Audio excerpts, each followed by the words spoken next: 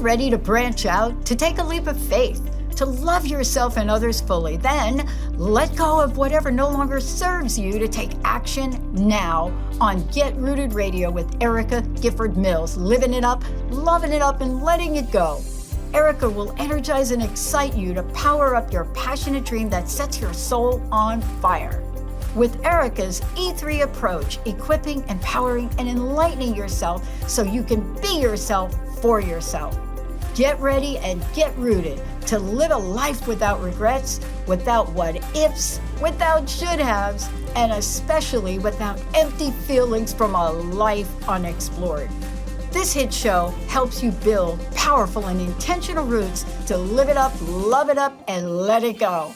Get fearlessly ready and powerfully rooted in your yes with your host, Erica Gifford Mills, and be fearless about your more and stand in your yes. Now on Get Rooted Radio.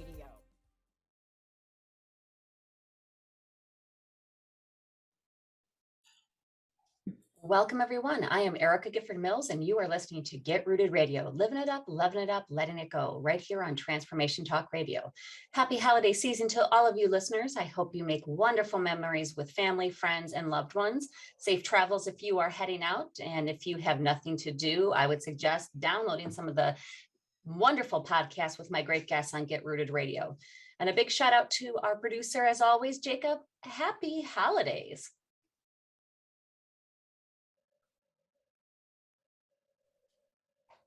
That is wonderful. It will be probably a lot warmer than it is in the Midwest, and I know in the upper northwest.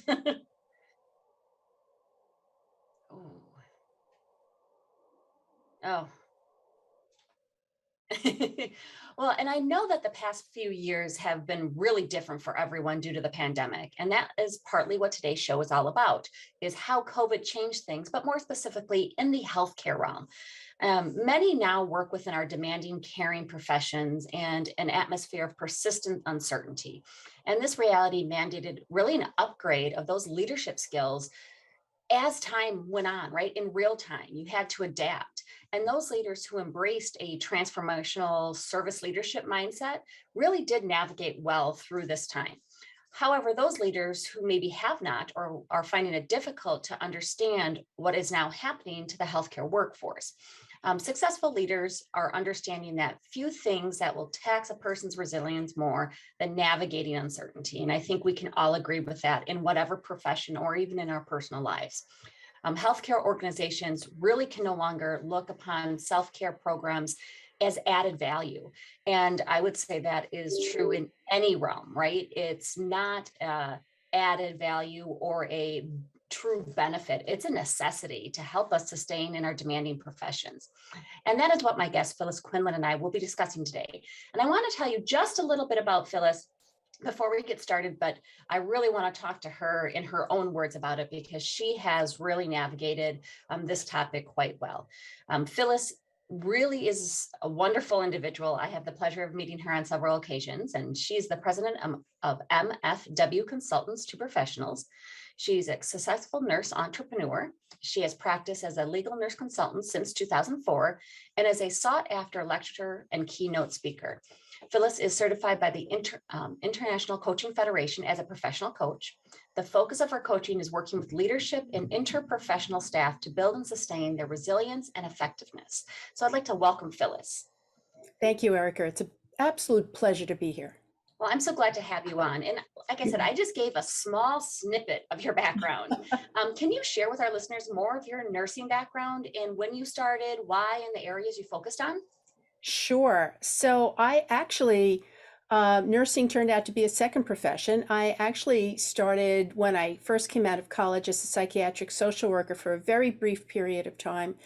And, really was just, from my vantage point, looking at the role of the psychiatric social worker versus the role of the nurse. And I really found myself gravitating to the role of the nurse more. So instead of going for my graduate degree, which was, necessary for me to proceed as a social worker, I decided to go back and get a baccalaureate degree in nursing. So I was able to fast track that because I had already had a college degree. And, I went to nursing school with the idea of becoming the world's greatest psychiatric nurse, and I never practiced in a psychiatric setting one day. It was just the oddest thing. You have to do something at the end of your baccalaureate program, which is called a capstone, which is about 240 clinical hours. And I did mine in critical care and emergency trauma, and I never looked back. That was it. I found that I could use my nursing skills and, of course, my psychology and sociology preparation quite effectively in those venues, and that's where I started my practice. I've practiced, in 44 years, I've practiced all over the place. So I've been critical care, emergency trauma. I found myself meeting the education gaps of managed care when our patients were suddenly coming out sicker and quicker. The subacute care, long-term care venues were ill-prepared to take care of those patients at a much higher acuity. So I was a director of education trying to close that education and training gap. Became a chief nursing officer in a subacute care facility. I've been the director of education. So I really had a very diverse clinical background, whether it was clinical education or administration. And then back in 1994, I decided to venture out and include, like I didn't have enough to do, I decided, like most nurses, let me do something else. I decided to start my own company, MFW Consultants. And, the first thing that company did was to offer training programs to close the education gap that was present to meet the need for managed care.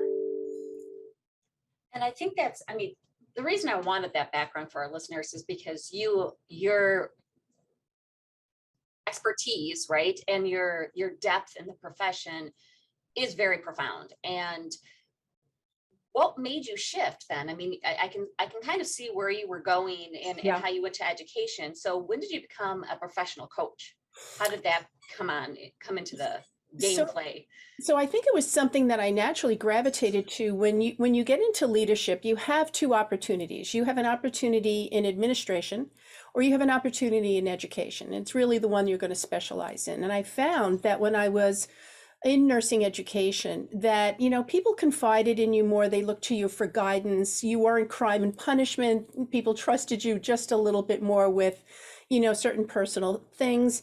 And I just found myself naturally offering guidance about career development. Was it time to go to graduate school? If so, how would I, what graduate program should I, try on for size, and just some real questions. And then when I started my company, like I said, we were very, very busy doing cross-training programs for nurses and for the support services. And then once that kind of came to a head around 1997, 1998, so we're about 3 or 4 years into my company, maybe a little bit more.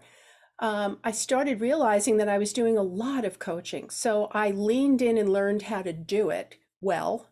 And then I started offering coaching services as another feature of my consulting firm.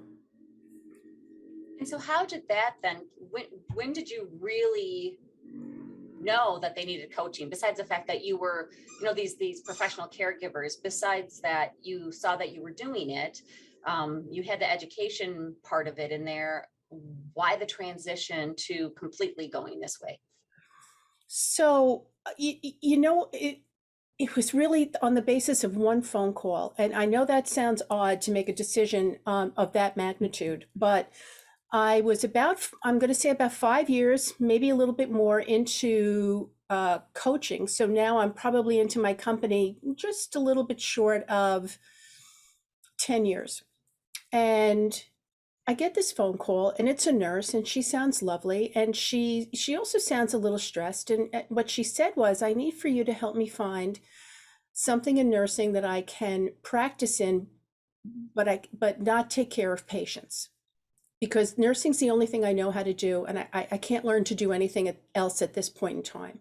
So my immediate mindset went to, oh Lord, she must be recovering from a catastrophic illness like cancer, or perhaps she has an ergonomic injury and she can't physically take care of patients. And as I started to talk to her a little bit more, I said, well, without disclosing too much of your personal health information, can you share with me what your physical stamina is? And then we can start to discuss what you might do as opposed to patient care. And she goes, oh, I'm as healthy as a horse. I have no health care issues. I just don't ever want to see another patient. And if I never saw another nurse, that'd be okay too. So now I'm kind of thinking I've got my first prank call. And, I kind of replied in a very conventional coaching manner, tell me more.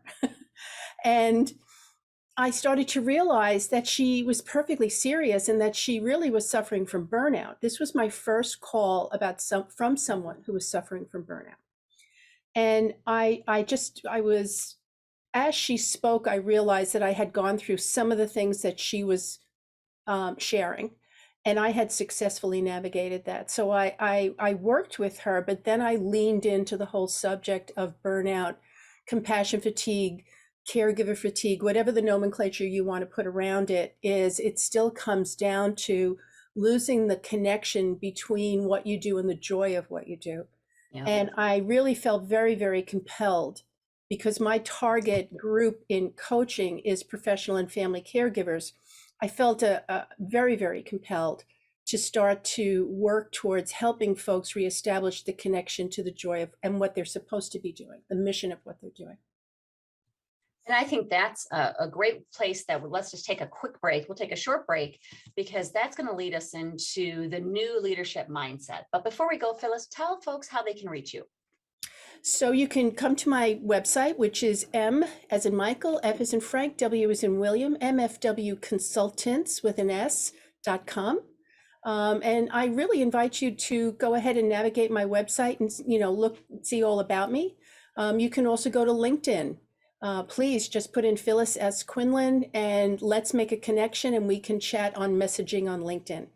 Wonderful. You are listening to Get Rooted Radio with Erica Gifford Mills. Living it up, loving it up, letting it go. Stay tuned. We'll be right back.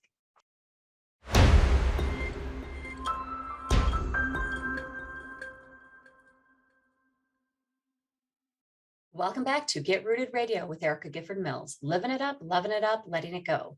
If you missed any portion of today's episode, you can catch it on getrootedradio.com. That's getrootedradio.com. Don't forget to subscribe online to receive the latest news, events, specials, and words of encouragement. Go to getrootedradio.com. I'd like to welcome back our guest, Phyllis. Thank you so much for being on. And during the last segment, we got to get to know you a little bit better. But now we want to get into really our main topic, the new leadership mindset. And the pandemic has changed so much in our lives, especially in healthcare and in our work environment. So how, Phyllis, has the COVID-19 response shaped healthcare and really healthcare leadership? Yeah, it has shaped it in ways that we have still yet to completely figure out. But initially, remember, we're 2 years into this. But initially, if you can compare it to being hit from a tsunami wave, things just happened. All of a sudden, you had a conventional number of patients in your emergency department one day, and literally within hours, it became wall-to-wall patients. We were learning in real time from organizations like the CDC, organizations like the Department of Health, what to do, how to keep our staff safe, how to best treat our patients, what to do, in response to the need for volume.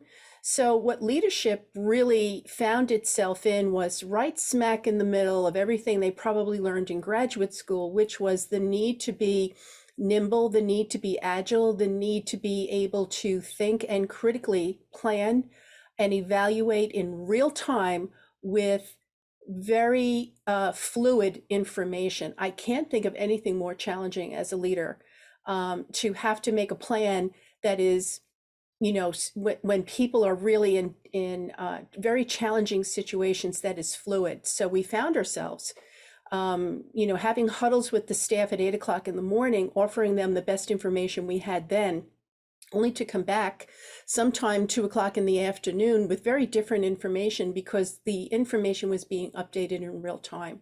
So if you as leaders, if you found yourself lacking in some very important aspects of leadership. For instance, very clear communication, being able to communicate and not just give information, but appreciate the people receiving the information are scared and frightened and concerned, and impart that information in a manner that was empathetic, compassionate, and optimistic. If you only took that class in graduate school and you never really used it, well, you were using it now. And if you weren't able to communicate in that fashion, you started to see your staff start to pull away from you. But for those leaders who could embrace those transformational concepts of clear communication in an optimistic, inspiring way that informed and appreciated where the receiver of that information was emotionally and intellectually, it was a much smoother transition. And I think this is, I mean, it's so very prevalent in the healthcare, but I think even in all professions and personal lives, you have to cope with things, right? You have to say, yes, I'm getting this information and this is the best information I have right now, but it might change and I'm going to have to be able to pivot. I'm going to have to be able to be resilient. I'm going to have to be able to understand that what I knew an hour ago, 2 hours ago, 2 minutes ago might change. And how am I going to be able to communicate that and also receive that communication?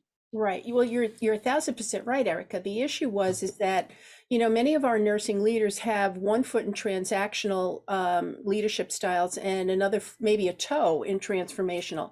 Some nursing leaders have both feet firmly planted in transformational styles. So it was a real test of, were you, really compassionate about the issue, or were you barking orders and expecting compliance? And, and were you not so self-aware that your own anxiety and your own frustration and perhaps even your own fatigue was spilling out into your tone and the way you were presenting situations?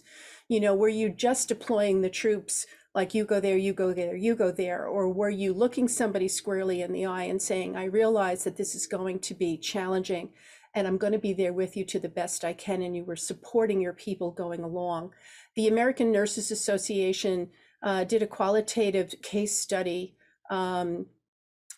shortly after the first wave and a half or so of COVID. And one of the pieces of feedback that came back was that staff was concerned that they didn't see leadership enough, that leadership wasn't visible enough. So the question then became, what kind of a job did leadership do in communicating what they were doing so that everybody felt as though everyone was involved in the COVID response, that you weren't just phoning it in from a safe place, but that you were letting and sharing with your staff, that you are, mandated to keep statistics for the Department of Health, that you have to make sure that you're accounting for personal protective equipment to the Joint Commission and maybe the CDC.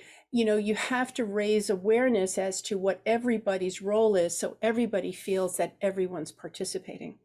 Yeah, and I think that it's also good to know, like, if you're a patient or your loved one is a patient, and there's a lot of moving parts going into that, right? I mean, these caregivers were learning as we were learning, and getting that information at the same exact time. The compassion also needs to be on the other side, right? And making sure that we understand that they're doing the best they can with the limited information that they're being made available, because like you said, it's real time. Exactly. And I think that was, again, another challenge for leadership, and it's going to be a continuing challenge for a while, is that, families were they were bringing their families to the emergency department. They bring a loved one to the emergency department and we couldn't let them in. So, when have you ever heard of a non-visitation policy? It's not in my career, that's for sure.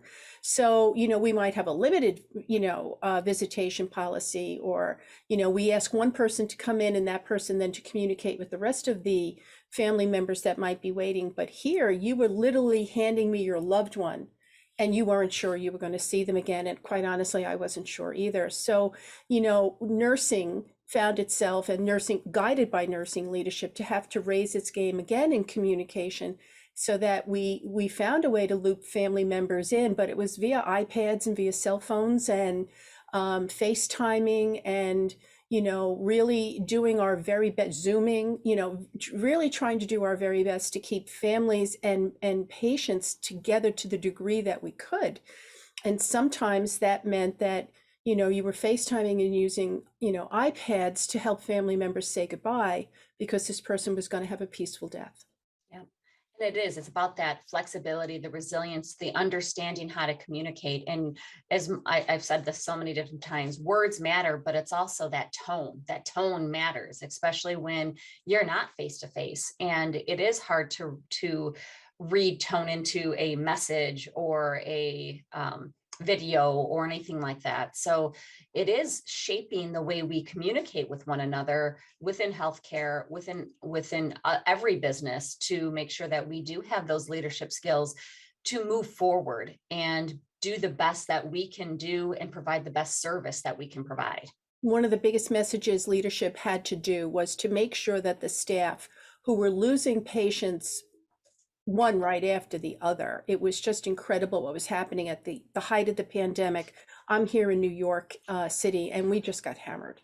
So it was not unusual to literally lose patients hour after hour after hour. And I think one of the biggest pieces of communication that true transformational service-minded leaders needed to do was to make sure that the physicians and the clinical staff knew that sometimes death wins. But if you can get your patient to a peaceful death, that is the highest form of nursing and medicine, and that is never a failure, because we really had to try to keep everybody's spirits intact in the fact of, in the early days, we were losing this battle daily.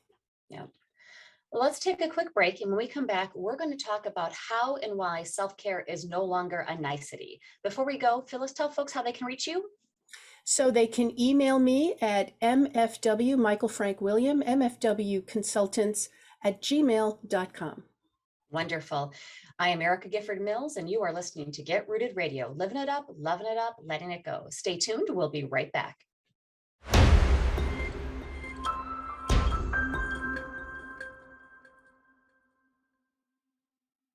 Welcome back to Get Rooted Radio with Erica Gifford Mills, living it up, loving it up, letting it go.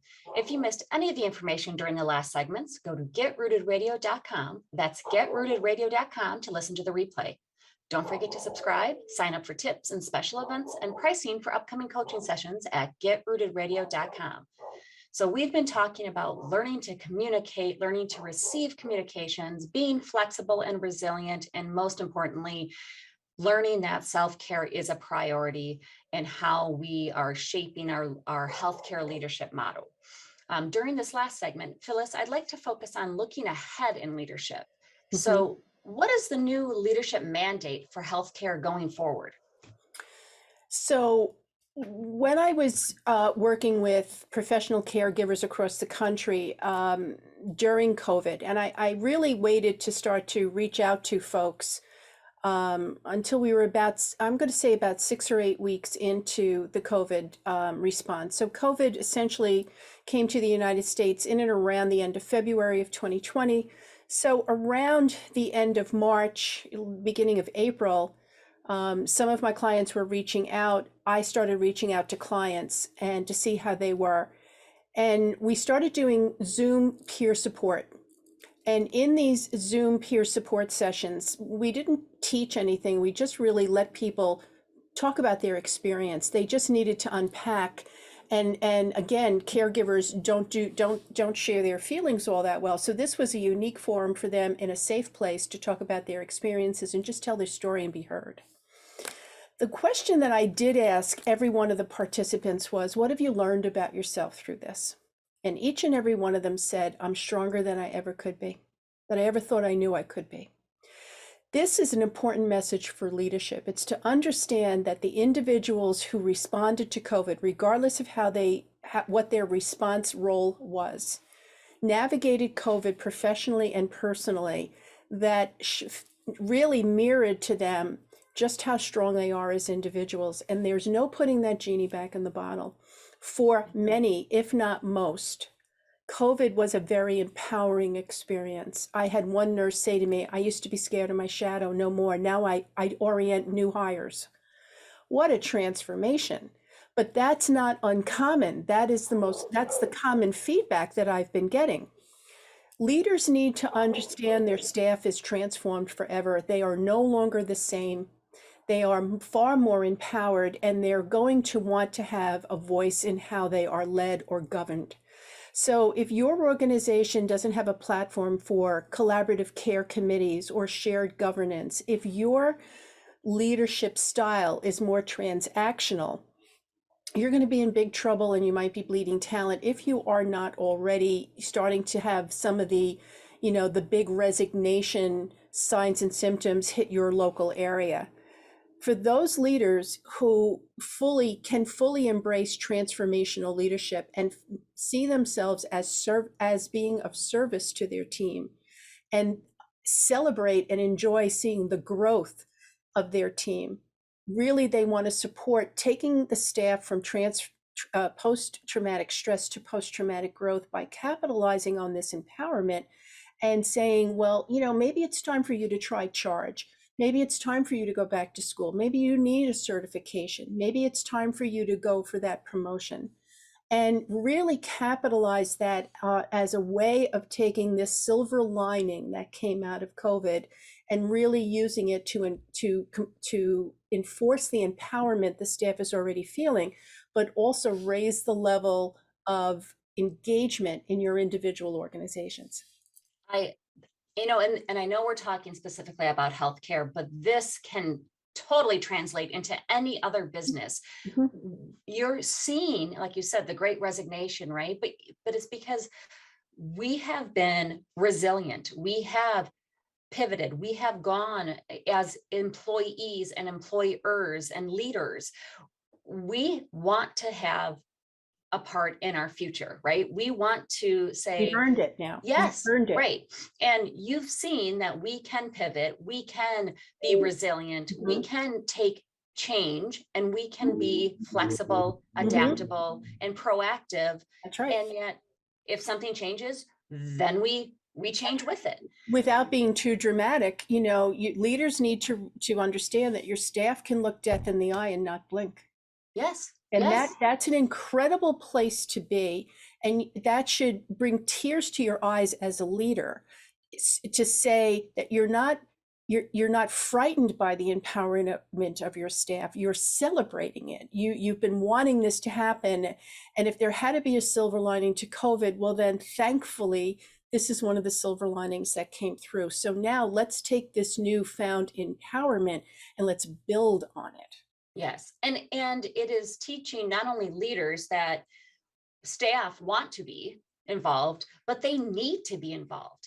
This is, if you're going to have high engagement scores and you are going to have happy employees, engaged employees are happy employees. And if they don't take a active approach or active involvement in their future within the organization, you're going to lose them. Yeah. And you need to make sure that you're willing and open as a leader to accept that. Right. And you might see something for this person, like this person would be great there, but if that's not their desire and that's not their passion, it's not going to happen. So many times I get a phone call from someone who's in a middle management position, and they're sharing with me they're like 4 or 5 years into their middle management and ready for something more. They've interviewed, but they're not getting selected. Where's my gap? What's going on? How can I fill that in? And I challenge them by saying, well, tell me what you're doing versus what you're achieving.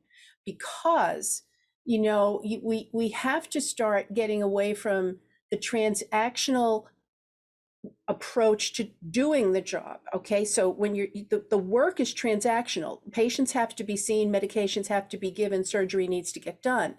But working with people is transformational, and you need to have empathy and authenticity and genuineness around your approach to your staff. So if you're doing the staffing, that's the doing piece of leadership.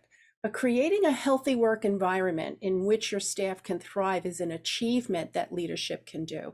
And that's what's separating successful leaders from leaders that are really finding themselves extremely challenged today. That Yes. they're confusing the doing with the achieving. So I really want to say that the leadership imperative going forward is to really lean into the pillars of a healthy work environment. And for those nurses that are listening, that is published by the American Association of Critical Care Nurses. Harvard Business Review, Christine Maslock does work on this. And then really do a drill down on what's going on your particular unit. If you create a healthy work environment and empower your staff to participate in the creation of that environment, I think you're going to find that that's really the best way to stop mass resignation. And I couldn't agree with you more. So Phyllis, I do want to thank you so much for being on the show today. What is one final tip, or even 3 final tips that healthcare providers can do, right? Their caregivers can do to ensure that they aren't getting burnt out, that they are taking care of themselves, that they can lead up, right? So if maybe you don't have a great leader, maybe that person is in a role where they've been transformational, how do they lead up, coach up, right? Manage up for those individuals?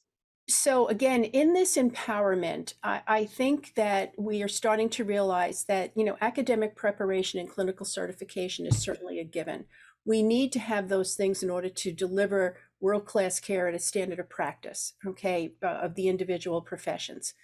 But I think we're also starting to realize that we were confronted during COVID with where we were strong and where we still needed to do a little work. That's called emotional intelligence development. And to me, the answer for long-term resilience, the answer for long-term sustainment of this empowerment that we now have, the answer for creating healthy work environments where disruptive behavior no longer thrives, lies in really leaning in and learning about emotional intelligence. And if you can take classes yourself, take them, get support from mentors or coaches. And if you're in a position where you can offer emotional intelligence training to your staff, capitalize on each and every opportunity to do that, because that's going to be the secret sauce for success in the 21st century. Couldn't agree with you more. So thank you so much for being on the show with us today. It has been my pleasure, and I wish you the best holiday. But before we go, tell folks one more time how they can reach you and learn more about you, or if they have any additional questions. I think the easiest way is to go to my website. Again, it's MFW, Michael Frank William, mfwconsultants.com, and all of my contact information is right on my landing page. And Erica, thank you for the invitation. And again, the best of holidays and blessings for 2022 to you and your team as well. Thank you so much. And I want to thank you all for tuning in to Get Rooted Radio. If you missed any part of today's episode or you want to listen again, go to getrootedradio.com for the podcast. And don't forget to tune in the first and third Monday of each month at 5 p.m. Eastern, 4 p.m. Central, and 2 p.m. Pacific right here on Transformation Talk Radio. And tune in next Monday, December 27th at noon Central, 10 a.m. Pacific during Dr. Pat's show, as I'll be covering for a special edition of Get Rooted Radio while Dr. Pat is taking some much deserved time off, and we will be talking about goals and how you can be a goal digger. Before I sign off, remember to ask yourself, am I living a rooted life? Am I thriving or just surviving? If the answer is no, take time to think about what you need to do and then take action to make that answer a yes. One way to take action is to set up your free Empower Hour call with me, no charge, no obligations. Go to getrootedradio.com to find out how I can help you take that action. And if you are ready to live, love, and let go, join me for my signature 12-week group coaching series, The Rooted Life. You will be able to achieve your goals, move forward by letting go of those things that no longer serve you, lean in to love yourself and others more fully, and really live life to its fullest. Go to getrootedradio.com to learn more about the 12-week series and set up that free Empower Hour. Thank you for tuning in. Have an amazing day and happy holidays to everybody. I'm looking forward to the next time on Get Rooted Radio with Erica Gifford Mills. Living it up, loving it up, letting it go. Goodbye.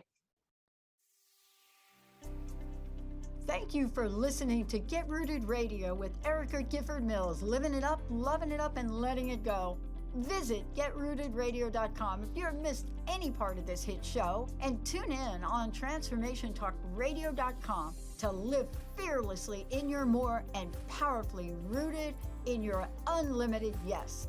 For more information and to work with Erica directly, visit GetRootedRadio.com. That's GetRootedRadio.com, and get ready to live it up, love it up, and let it go.